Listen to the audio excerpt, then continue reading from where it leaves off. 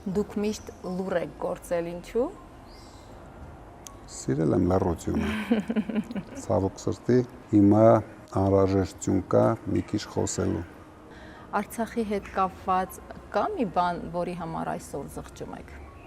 Զղջում եմ, որ մենք չկարողացանք ազգովի համախմբվել Արցախի շուրջ եւ պաշտպանել Արցախը։ Նույնիսկ իմ ֆանտազիան չէր հերիքի մտածեի, որ կարող է մի օր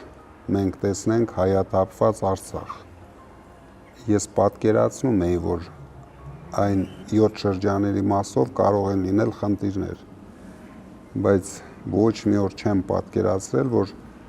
մենք կարող է Արցախի մասով ունենանք խնդիրներ։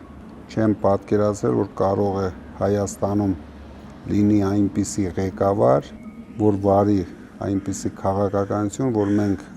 ամբողջությամբ կորցնենք Արցախը։ Իսկ Արցախը ձեզ համար լուսավոր էջ է, թե ցավոտ։ Մինչև կորցնելը լուսավոր, կորցնելուց հետո ցավոտ։ Ու շատ ցավոտ։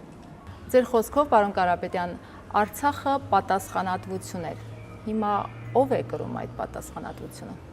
Ամենավտանգավորը, որ հիմա ոչ ոք չի կրում այդ պատասխանատվությունը։ Դա շատ վտանգավոր քայլ է գործող իշխանությունների կողմից։ Բայց